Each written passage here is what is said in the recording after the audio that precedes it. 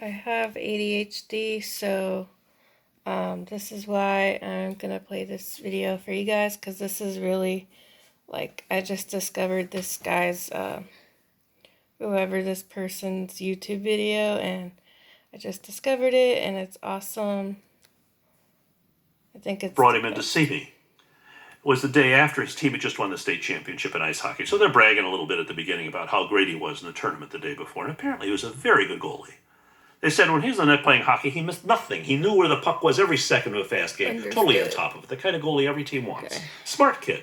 Tested way high up in the superior range. Wanted to get good grades. Was hoping to go to medical school. But he was always in trouble with his teachers.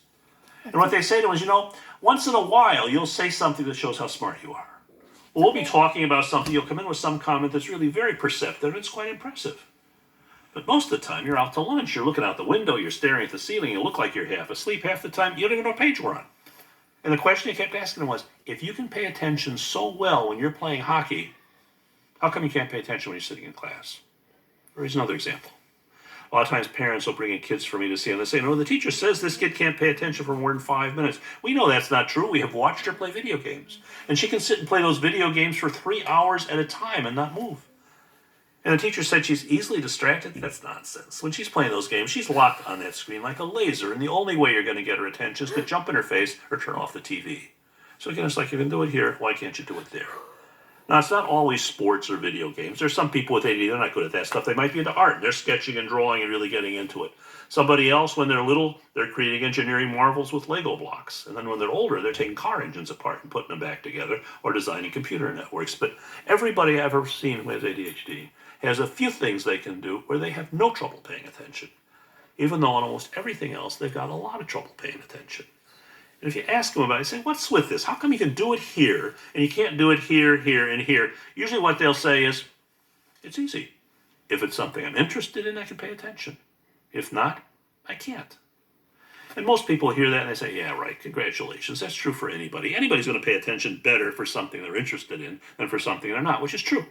But here's the difference. People who don't have ADHD, if they've got something they've got to do and they know they've got to do it and it's important, they can usually make themselves pay attention, even if it's pretty boring, just because they know they have to do it. People with ADD, it is incredibly difficult for them to be able to make themselves pay attention. Unless the task is something that's really interesting to them, not because somebody told them it ought to be interesting, but just because it is interesting to them for whatever reasons. Or if they feel like they have a gun to their head and something very unpleasant is going to be happening very fast if they don't take care of this right here, right now. Under those two conditions, no problem. They can focus very well. Anything else, it's really difficult for them to focus. But the problem is, this is not something that's under voluntary control. It makes it look like it's a problem with willpower. Now I know. If you can do it here, why can't you do it here, here, and here? But it's not a problem with willpower. It's a problem with the way the brain is wired. All the characteristics of ADHD, which I'm going to be describing here, are things everybody has trouble with sometimes. It's just people with ADD have a lot more trouble with it.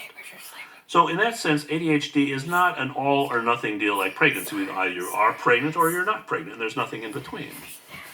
It's more like depression, where everybody gets bummed out once in a while, but just because somebody's unhappy for a couple of days doesn't mean we're diagnosed them as clinically depressed. It's only when those depressive symptoms are persistent and pervasive and making a lot of trouble for me, say, yeah, that's a depression, we got to do something about it. So all the characteristics of ADHD are problems everybody has sometimes. It's just with people who have ADD, they just have a lot more difficulty with it more of the time. And the problem is, it is not under voluntary control. It's not something you can do with willpower. But let me tell you about some of the other things in which we see with people with ADHD. One is they often have trouble getting organized and getting started on things. For many, it's difficulty organizing their stuff.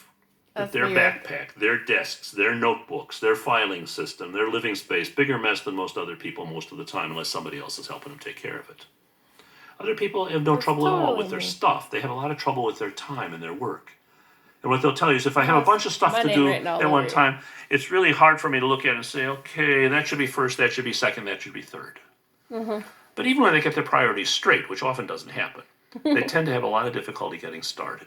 Another piece of it Yeah. that you often hear about from people with ADHD is they'll say they have a lot of difficulty in regulating their sleep and their alertness and being able to keep up the effort to finish things in a reasonable time. Mm-hmm. Many complain that they have trouble getting to sleep. And what they'll tell you is, I often stay up a lot later than I really want to or should.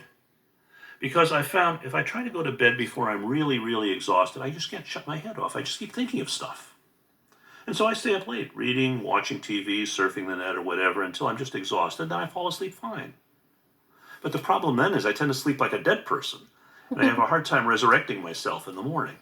And if I don't have somebody around Mm-hmm. to help me get myself out of bed in the morning, I'm very Oh. likely to be late to whatever it is I'm supposed to do or possibly sleep through the whole thing. I just keep hitting the snooze button or just turn the clock off altogether.